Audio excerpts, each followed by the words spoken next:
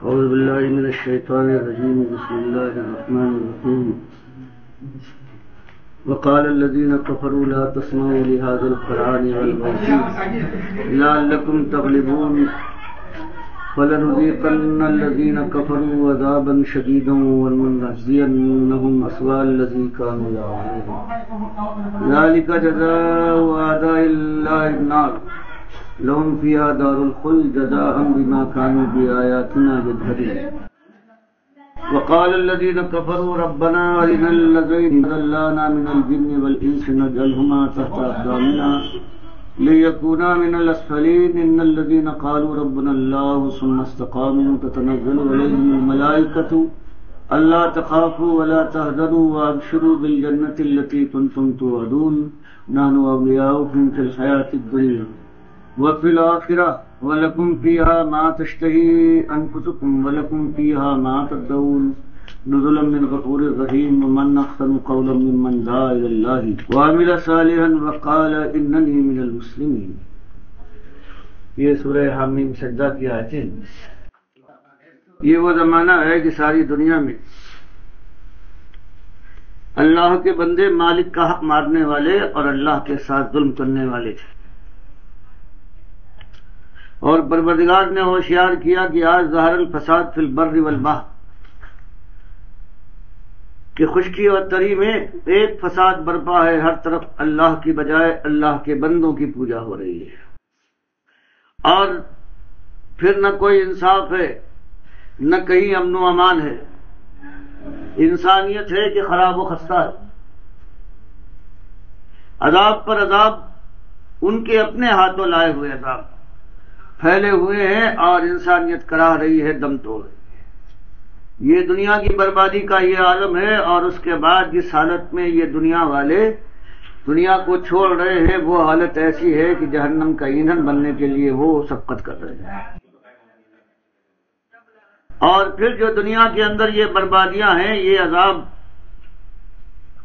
پھیلا ہوا ہے، انسانیت کو سکون کا ایک لمحہ میسر نہیں آتا، تو فرمایا یہ اللہ کی طرف سے یاد دہانی ہے، ہوشیار کیا جا رہا ہے۔ یذیقہم بعض الذی عملوا، کہ چوٹے کھانے کے بعد ان کے ذہن متوجہ ہو جائیں اصلی خرابی کی طرف، اور ہو سکتا ہے یہ پلٹ آئے، اور اگر نہ پلٹے، اس کے باوجود کہ بات ان کے سامنے لائی گئی ہے، دل کے اوپر مصیبتوں کے دل بادل چھا رہے ہیں، دنیا کے اندر بے اطمینانی ہے اور سکون نہیں ہے، اب اس کے بعد بھی بات ان کے سامنے آتی ہے کہ سکون کی ایک ہی راہ اور ایک ہی طریقہ ہے، وہ یہ ہے کہ اپنے مالک کی بندگی اختیار کر لو، مصیبتوں کے اندر بھی وہ ثبات دے گا، پریشانیوں میں جماع عطا فرمائے گا، اور اس کے بعد اس کی رحمتوں کے سائے میں رہو گے۔ اگر اس کی مشیت آزمائش کی ہے تو آزمائش سے بلائے حسن کی طرح نکال دے گا، اور مرتے وقت اس کی طرف سے خوشخبریاں سنائی جائیں گی، اور اس کے بعد کی جو زندگی ہے ہمیشہ کا عیش ہے۔ یہ اس وقت بھی تھا۔ اللہ کے نبی صلی اللہ علیہ وسلم فرماتے ہیں کہ اللہ نے پوری کائنات پر نگاہ ڈالی، سوائے چند بقایا اہل کتاب تھے جو صحیح معنوں میں ایمان کے حامل تھے، ان کے علاوہ مالک ساری دنیا سے ناراض ہوا، پھر مجھے اس نے مبعوث کیا، اور پھر یہ ذمہ داری ڈالی گئی کہ فاصدع بما تؤمر واعرض عن المشرکین انا کفیناک المستہزئین۔ اصلی مسئلہ ان کے سامنے ہے، جو انتہائی شدید مسئلہ ہے، جس مسئلے کے بعد تیوریاں بدل چڑھ جاتی ہے، جس کے بعد ہاتھوں کے اندر تناؤ آ جاتا ہے، جس کے بعد مخالفت انتہا کرتی ہے، فرمایا وہ فاصدع بما تؤمر، اسی مسئلے کو، توحید کے مسئلے کو کھول کر بیان کر وَاعْرِضْ عَنِ الْمُشْرِكِينَ۔ اور جب یہ بات آپ لائیں گے تو یہ مشرک جو خود اپنے نفس کے بندے ہیں یا انہوں نے اللہ کے بندوں کو اپنا معبود بنا لیا ہے اور اسی دنیا کے ہو رہے ہیں، ان کا عالم یہ ہے کہ وہ پیچھے پڑ جائیں گے، پھر جینا حرام کر دیں گے، لیکن بے پرواہ ہو جائیں گے۔ ان سے الجھنے کی بجائے ان طرح دیجیے اور درگزر کیجیے، جمے رہیے۔ انا کفیناک المستہزئین، ہم ہیں، ہمارا وعدہ ہے کہ یہ بات جو جوامر دے کر اٹھے، کائنات کی ایک بات، زمین کی ایک چمک والی بات، یہ جو صحیح معنوں میں انسانیت کو اس کا فریضہ یاد دلانے والی بات ہے کہ اللہ نے پیدا کیا ہے بغیر تمہارے کسی اپنے ذاتی حق کے، اور نہ مالک کو تمہاری کوئی حاجت تھی، صرف تم کو آزمائش میں ڈالا ہے۔ وہ آزمائش بھی وہی کہ اپنے مالک کے اوپر ایمان لاؤ، اپنے مالک کے سامنے گردن جھکا دو، جیسے کتابیں بتاتی رہی ہیں، آخری کتاب بتاتی ہے اور آخری نبی صلی اللہ علیہ وسلم نے کر کے دکھا دیا ہے۔ اپنے ارد گرد اپنے شاگردوں اور ساتھیوں کی ایک جماعت تیار کر کے دکھا دیا ہے کہ فریضہ یہ ہے انسانیت کا۔ فرمایا اور یہ چیز اللہ کی بات کے ذریعے سے بلاوا ہو آپ کا، یہ اللہ کے کلام کے ذریعے سے، اور اللہ کے نبی صلی اللہ علیہ وسلم کی ذمہ داری بتائی گئی کہ یتلو علیہم آیاتی۔ سب سے پہلی چیز یہ کہ اللہ کے بندوں کے سامنے اللہ کا فرمان لا کر سناتے ہیں، اور یہی کام اللہ کے نبی صلی اللہ علیہ وسلم نے شروع کیا۔ نبوت کے بعد جب اللہ کا حکم ہوا ہے اور پھر آہستہ آہستہ بات سمجھ میں آنے لگی، سمجھ وہ گئے جن کے سر کے اوپر تاج تھا، جن کی تجوریاں بھری ہوئی تھی، جن کا بیوپار تھا دنیا کمانا دین کے ذریعے سے، پوری طرح سے وہ سمجھ گئے ہیں، اور اس آواز کا گلا گھونٹنے کے لیے انہوں نے کوئی کسر اٹھا نہیں رکھی، لیکن بات ہے کہ بڑھتی جا رہی ہے۔ جوان مرد ہیں ایسے، چاہے وہ خانوادے قریش کے شہزادے ہوں، اپنے گھر کے اندر جہاں دولت کی ریل پیل ہے وہاں بھی ہے، اور ان کے کانوں تک ایمان کی آواز پہنچی ہے، ایمان لائے ہیں، اللہ کے نبی صلی اللہ علیہ وسلم کا ساتھ دیا ہے، اور پھر ہر جگہ ایک جنگ برپا ہو گئی ہے، گھر کے اندر گھر کے باہر۔ کچھ پرواہ انہیں نہیں ہے کہ یہ گودے جو ٹھنڈی گودے ہیں، یہ آغوش جس کے اندر سونے چاندی کے انبار ہیں، یہ کب تک برداشت کرے گا، کچھ پرواہ نہیں۔ ایمان ان کی نگاہ میں اصلی چیز ہے، اور اس کے بعد وہ ہر جگہ اسی ایمان کے ساتھ دنیا سے معاملہ کر رہے ہیں، اور جو ہوتا ہے ہمت کے ساتھ برداشت کر رہے ہیں، اور یہ زندگی 4-5 سال سے زیادہ نہ گزار سکے ہیں، یہاں تک کہ ہجرت پر مجبور کیے گئے اور حبش کی طرف ہجرت کر گئے ہیں۔ جو باقی ہے ان کا بھی یہی حال ہے کہ سخت جان ہے، اللہ کی بات پہنچا رہے ہیں، اور صبح و شام ان کی زندگی ہے کہ تنگی اور پریشانی اور اذیت کے اندر مبتلا ہے۔ لیکن ہمت ور جو بات کہنے کی بات ہے، جو صحیح معنوں میں انسانیت کے ساتھ ایک خیرخواہی کا معاملہ ہے، جو ایمان کے اظہار کا ایک ہی ذریعہ ہے کہ خود اپنی زندگی ایمان کے رنگ میں رنگنے کے بعد پھر دنیا والوں کو آواز دی جائے، اور وہ کام جاری ہے، اور پھر اس کی ضربیں پڑ رہی ہیں۔ اب تک مدت گزر گئی، 10 سال کے قریب گزر گئے ہیں، اور اب تنگ آنے کے بعد مخالفین نے یہ طے کیا ہے کہ اب اس آواز کو، یہ جو قرآن کی آواز ہے، اس کو روک دیا جائے، لوگ نہ سننے پائیں۔ تو مالک نقشہ کھینچ رہا ہے، وقال الذین کفروا، یہ ناشکرے یہ کہتے ہیں لا تسمعوا لهذا القرآن، اپنے زیر دستوں سے، اور یہ مطالبہ کرتے ہیں دیکھو کہیں یہ کتاب اپنی پڑھ رہے ہو جس کو یہ اللہ کا کلام کہتے ہیں، دیکھنا تم نہ سننا ورنہ تم برباد ہو جاؤ گے۔ اور اگر دیکھو کچھ ناسمجھ کھڑے ہوئے ہیں، بات سن رہے ہیں، والغوا فیہ، اور جو قرآن کی تلاوت جو کی جا رہی ہے راستے گلیوں میں، خانہ کعبہ کے اندر، میلوں میں، اور اجتماعات حج کے ہو رہے ہیں، تو اس کے بعد پھر شور و غوغا کرو، چیخ و پکار کرو، اور لعلکم تغلبون، تب کہیں امید یہ ہے کہ یہ ان کی یہ بات جو دشمنی کی بات ہے یہ گھر نہ کر پائے، اور پھر وہ وقت آ جائے کہ باپ دادا کی ریت غالب آ جائے، اور یہ نیا دین اور نئی بات ہے اس کی ایک نہ چلے۔ فرمایا یہ کوشش کر رہے ہیں، اور یہ نہیں سمجھتے کہ یہ اللہ کے ساتھ سخت غدر ہے، یہ نمک کھانے کے بعد نمک حرامی کی انتہا کر رہے ہیں یہ ظالم، اور بے پرواہ ہے، سمجھتے ہیں کہ جن کو یہ پوچھتے اور پکارتے ہیں اللہ کے بندوں کو، جن کو انہوں نے دستگیر اور غوث اور داتا کے نام دے رکھے ہیں، یہ ان کو بچا لیں گے۔ مالک فرماتا ہے نہیں، چند دنوں کی یہ مہلت ہے، آزمائش کا دور گزارنے دو، بہرحال موت کے گھاٹ اتریں گے، اور اس کے بعد پھر وہ دن آ کے رہے گا فَلَنُذِيقَنَّ الَّذِينَ كَفَرُوا عَذَابًا شَدِيدًا، کہ ان ظالموں کو، ان کافروں کو، ناشکرے اور نمک حراموں کو ہم شدید عذاب میں مبتلا کریں گے۔ وَلَنَجْزِيَنَّهُمْ أَسْوَأَ الَّذِي كَانُوا يَعْمَلُونَ، اور بدترین سب سے برا عمل ہے اللہ کو گالی دینا، یعنی شرک کا معاملہ ہے، چاہے وہ کسی شکل میں ہو۔ جیسے آج امت اللہ کی ذات کا ٹکڑا بنا کر محمد صلی اللہ علیہ وسلم کو ذات کا شریک ٹھہرانے کے بعد اللہ کو سب و شتم کرتی ہے، جیسے اللہ کے بندوں کو اولیاء تک کو علی رضی اللہ تعالیٰ عنہ کو مشکل کشا بنا کر ان کو پکارتی ہے. جیسے آج اللہ اگر کوئی رحمت کرتا ہے تو رسول بخش اور محمد بخش اور علی بخش نام رکھا جا رہا ہے، اور اللہ کے بجائے اللہ کے بندوں کی نظر نیاز کر کے ان کا شکریہ ادا کیا جا رہا ہے. آج جو اللہ نے سب سے بڑا جرم بتایا تھا ابو جہل کا اور مشرکین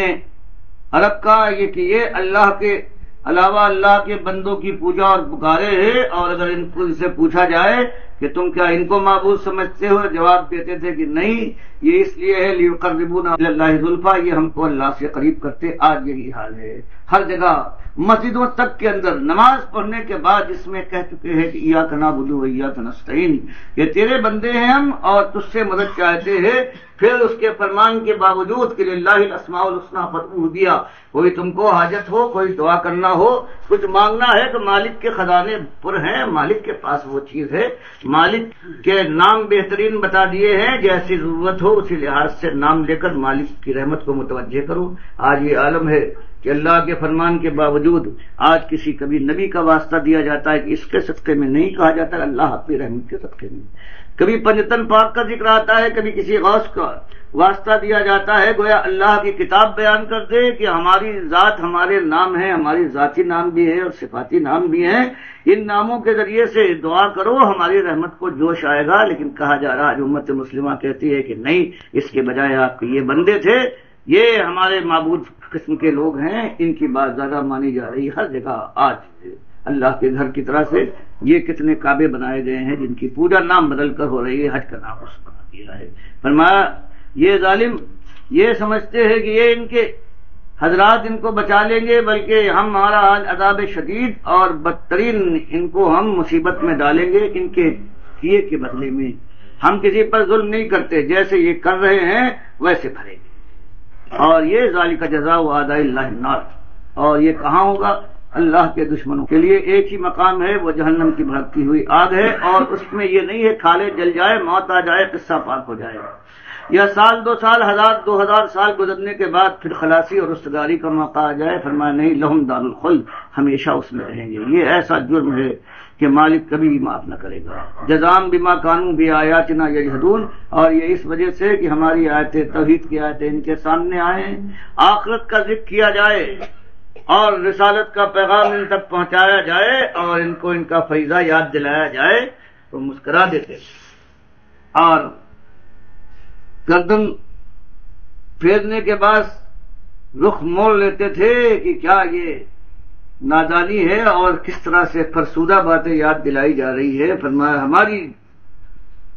آیتوں میں جھگڑا کرنے والے، ہماری بات کا انکار کرنے والے تھے. فرمایا یہ سب کچھ ان کے ساتھ ہوگا، اور کاش یہ لوگ آج وہ بات سمجھ لے جو کل ہونے والی ہے. آج جن کی پیروی کر رہے ہیں، جو ان کو اللہ کے راستے سے ہٹا کر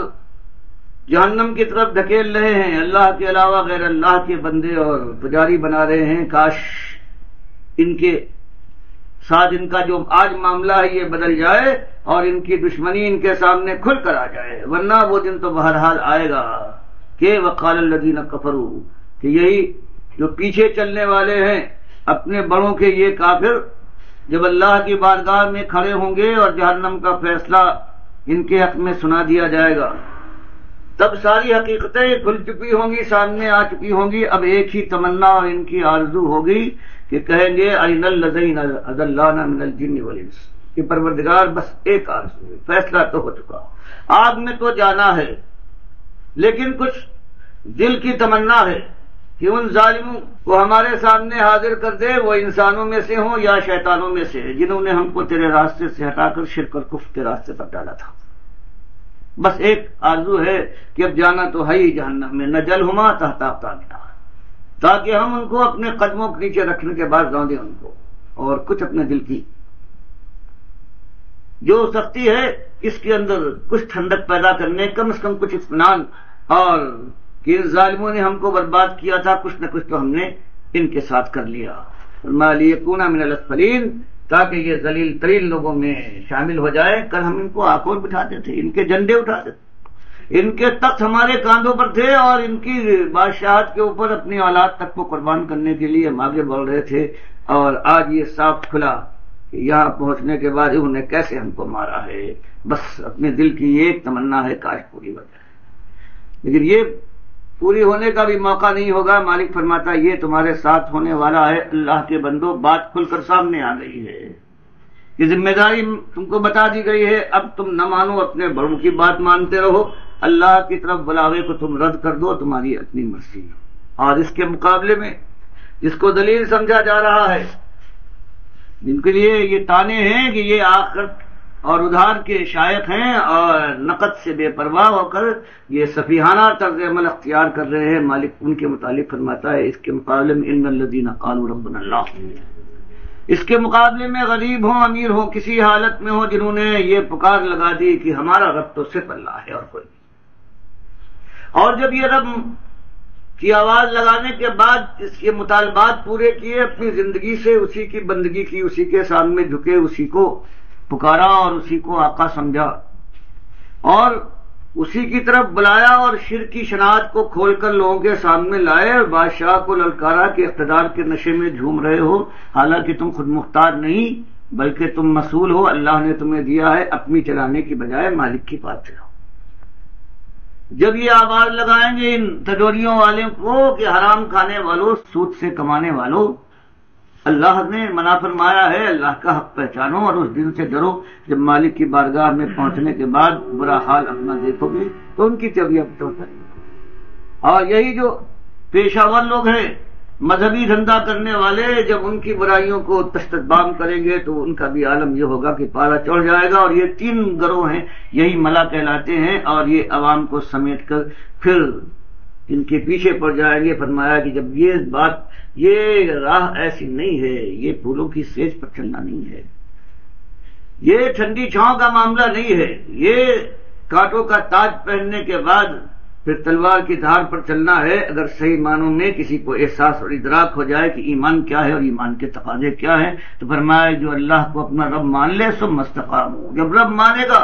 اپنے رویے میں تبدیلی لانے کے بعد جو باطل سے ٹکراؤ مول لینے کی آگے بڑھے گا تو اس کے بعد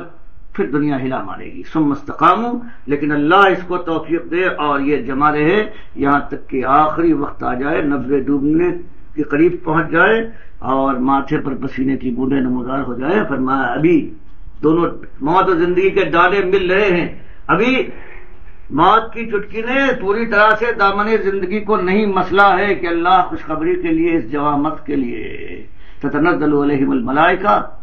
کہ ایک نہیں دو نہیں بلکہ ملائکہ کی ریل پیل ہوگی،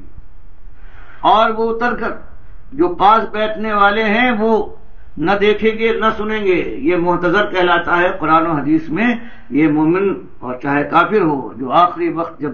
غیب شہود ہو جاتا ہے، فرشتے نظر آتے ہیں، ان کے درمیان باتیں ہوتی ہیں مرنے والے سے، تو مالک نقشہ اس کا کھینچ رہا ہے کہ اس طرف اور جا کر خوشخبری دیں گے ایسے بندے کو، اللہ تخافوا، خوف آئندہ کا ہوتا ہے، اب آگے کی ساری منزلیں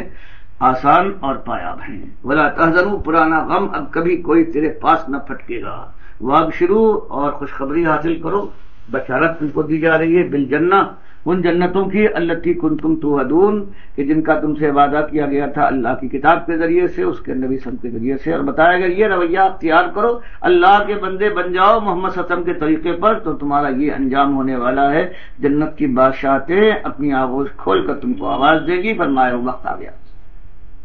اور کہے گے نحن اولیاؤکم فی الحیات الدنیا، تم اس سے پہلے ہمیں دیکھتے نہیں تھے، اب دیکھ رہے ہو، لیکن ہم تمہارے خیر خواہ تھے، ایمان ہمارے تمہارے درمیان مشترک رشتہ ہے، اس لیے ہم تمہارے خیر خواہ تھے، تمہارے ہمدرد تھے اس دنیا کی زندگی میں، وفی الآخرہ، اب آخرت میں تو تمہارا ساتھ رہے گا۔ قرآن فرماتا ہے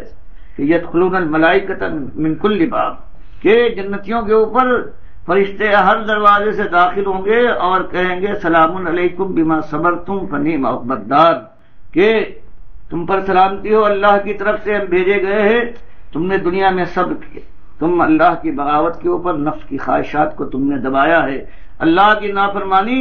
سے تم نے صبر کیا ہے اور دنیا میں جنت بنانے کی بجائے اس وقت کا انتظار کیا ہے تو تمہارے اعمال کے بدلے میں کیا خوب تمہیں اللہ نے گھر دیا ہے۔ فرمایا ہم دنیا میں تمہارے ساتھی تھے اور اب تو آخرت میں تمہارا ساتھ رہے گا، اب جہاں جا رہے ہو وَلَكُمْ فِيهَا مَا تَشْتَهِي أَنفُسُكُمْ، تو اب وہاں جو تمہارے دل میں کوئی اشتہا اور خواہش اضطراری طور پر دل کے اندر وہ کروٹ لے لے وہ پوری ہو جائے گی، وَلَكُمْ فِيهَا مَا تَدَّعُونَ، اور جو تم فرمان صادر کر دو، جو تمہارا مطالبہ اور جو تمہارا حکم ہو وہ پورا ہو کے رہے گا،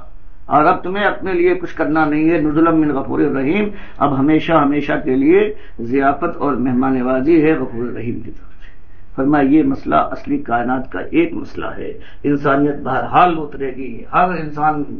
جو ہے وہ موت کے گھاٹ اتر کے رہے گا، اور پھر یہی دو انجام ہے، یا تو آپ کا ایندھن بنے گا اور یا جنت کی بادشاہی کا تاج زر پہنے گا۔ تو مومنو تمہارا کام اپنی ذمہ داری خود پہچان لو کہ اللہ پر ایمان لاؤ، اللہ کے نبی صلی اللہ علیہ وسلم کو اپنا رہنما مان کر اپنی زندگی ایمان کے مطابق بناؤ، اور اس کے بعد یہی خیر خواہی تیسری ضرورت اور فریضہ ہے کہ لوگوں کو آواز دو، ان کو ان کا فریضہ یاد دلاؤ، اور اس سے بڑی چیز، اور اس راستے میں چوٹیں تو لگیں گی لیکن سہلاؤ انہیں، زخم اٹھانا پڑیں گے لیکن شیرانہ وار چاٹو تا آنکھیں مدت عمر، اور امتحان کا یہ معاملہ ہے، یہ درازی یہ جا کر ختم ہو جائے اور کامیابی کا مجدہ سنا دیا جائے۔ فرمایا اس لیے تو جہاں یہ تم اپنی زندگی کو ایمان اور عمل صالح سے تم نے یکسو اور یک رنگ کر لیا ہے، تو اس کے بعد پھر دنیا والوں کو دعوت دو، کھل کر دعوت، ومن احسن، اسی لیے اس کے بعد فوراً آ گیا ومن احسن قولا، قول کے لحاظ سے سب سے اچھا قول کس کا ہو سکتا ہے؟ اس سے کہ ممن دعا الی اللہ، کہ دنیا میں ہر طرح بلانے والے، معیار زندگی بلند کرنے والے، کسی اور چیز کو بنانے، آزادی رائے کے لیے، آزادی اس کے لیے۔ فرمایا اس سے زیادہ سچی بات کس کی اور حسین بات کس کی ہوگی جو خالص اللہ کی بندگی کی طرف بلائے، اللہ کی رضا اور جنت کی بادشاہی کے حصول کے لیے لوگوں کو آواز دے، اور صرف یہ نہیں دوسروں کو بلائے، وہ عمل صالحہ، اور اپنی زندگی کا نقشہ بدل کر خود ثبوت دے کہ اللہ کا بندہ میں ہوں سب سے پہلے، وقال، اور اس کی زبان پر ہر وقت یہ جاری رہے اننی من المسلمین، کہ میں ہوں اللہ کا فرما بردار، میں نے گردن جھکا دی ہے۔ اور اس راستے میں جب چوٹیں کھائے ولا تستوی الحسنۃ ولا السیئۃ، پھر جب گالیاں پڑے، جب مار پڑے، تو بجائے اس کے کہ اینٹ کا جواب پتھر سے دے، گالی کا مقابلہ جوابی گالی سے ہو، فرمایا لا تستوی الحسنہ، کہ حسنہ نیکی ولا سیئہ اور برائی بدی، یہ دونوں برابر تو نہیں ہو سکتے۔ ادفع باللتی ہی احسن، جب اللہ کے راستے میں کوئی تکلیف دے، اللہ کے دین کے سلسلے میں، اس کی دعوت کے سلسلے میں، تو یہ نہیں ہے کہ اینٹ کا جواب پتھر سے دیا جائے۔ ادفع باللتی ہی احسن، کوئی گالی دے تو دعائے خیر کے ساتھ، کوئی ظلم کرے تم انصاف کرو، اور کوئی بری بات کہے تو اس کو حسین بات کے ذریعے سے رد کرنے کی کوشش کرو۔ اور اگر تم نے اس طرح سے خلوص کے ساتھ یہ رویہ اختیار کیا تو فیض الذی، تو انجام تم خود اپنی آنکھوں سامنے دیکھ لو گے کہ کتنے مخلصین ہیں جو پہلے سمجھتے نہیں تھے، تو فیض الذی، تو یکایک تم دیکھو گے اس شخص کو بینک و بینہ عداوہ، نہ سمجھنے کی وجہ سے جو تم سے دشمنی کرتا تھا، کانہ ولی حمیم، اور وہ جب سمجھ جائے گا تمہاری بردباری اور تحمل اور خلوص کے اس مظاہرے کے بعد، تو ایسا ہو جائے گا جسے گرم جوش دوست ہوتے۔ لیکن یہ بڑا مشکل کام ہے، وما یلقاها الا الذین صبروا وما یلقاها الا ذو حظ عظیم، لیکن یہ بڑے نصیب ور ہیں جو اس طرح سے اللہ کی راہ میں زندگی گزاریں، اللہ کے بندوں کو دعوت دیں، اور اس طرح کی مخالفت کے بعد پھر صبر اور تحمل کے ساتھ جمے رہیں۔ فرمایا یہ ایسا راستہ ہے کہ ایک قدم کے اوپر دائی کے حق میں شیطان کوشش کرتا ہے کہ اس کے اندر انتشار فکر پیدا ہو، یہ مشتعل ہو جائے۔ فرمایا وَإِمَّا يَنزَغَنَّكَ مِنَ الشَّيْطَانِ نَزْغٌ، اور جب کبھی ایسا ہو کہ احساس ہو جائے کہ شیطان نہ بھڑکا رہا ہے، اب وہ جوش دلا رہا ہے کہ یہ گربا کشتن روز اول، جو اب یہ شیر ہو جائیں گے اگر تم خاموش رہے، تو فرمایا جب یہ سمجھ لو یہ کچوکا ہے، شیطان نے لگایا ہے، فاستعذ باللہ، اور اس کے وار سے کوئی نہیں بچا سکتا سوائے اللہ کے، اس لیے اللہ سے تعوذ کرو، اللہ کی پناہ میں حاصل کرنے کی کوشش کرو، انہ هو السمیع العلیم، اور وہ سننے والا اور علم والا ہے، ان کی تمام مخالفین کی بات بھی سنتا ہے، علم والا ہے، اور تمہارے اس خلوص کو بھی دیکھ رہا ہے، پھر تم کو جمائے رکھے گا۔ تو یہ ایک ذمہ داری ہے اس حالت میں کہ جب پوری دنیا کے اندر فساد برپا ہے اور یہ امت مسلمہ اس کی لاشوں پر دوسروں کے ساتھ بچھے ہوئے ہیں۔ جب حال یہ ہے گردنیں جھکی ہوئی ہیں، منہ پر تھوکا جا رہا ہے۔ جب ایک طرف ہمارا اعلان ہے کہ ہم اللہ کے بندے ہیں، لا الہ الا اللہ محمد رسول اللہ کو ماننے والے ہیں، اور قرآن ہماری کتاب ہے، اور اس کے بعد قرآن کی ہر جگہ پر تذلیل ہو رہی ہے، قرآن کی کوئی قیمت نہیں ہے۔ حدیث اور سنت نبی کا ماننے والا کوئی نہیں۔ سب سے بڑی بات یہ ہے گلی گلی اور کوچے کوچے میں شرک ہے جو پھیلا ہوا ہے، اللہ کے علاوہ دوسروں کی آوازیں اور جگہ نہیں، مسجدوں تک کے اندر یا اللہ یا محمد لگا ہوا ہے، اور یہ ہماری ذمہ داری ہے اللہ کے یہاں بہرحال مسئول ہے۔ اگر ہم نے صحیح معنوں میں اللہ کے ساتھ اس بندگی کا اقرار کیا ہے تو ہم پر یہ ذمہ داری ہے کہ پہلے اپنی زندگی کو اور اس کے بعد دنیا والوں کو بات یاد دلائے، اور آخری حد تک جانے کے لیے اللہ کے دین کو قائم کرنے کے لیے ساری باتیاں چھیڑنے کے لیے عزم کرے۔ باقی اللہ جہاں تک لے جائے گا یہ اس کی مرضی ہے۔ اقول قولی ھذا واستغفر اللہ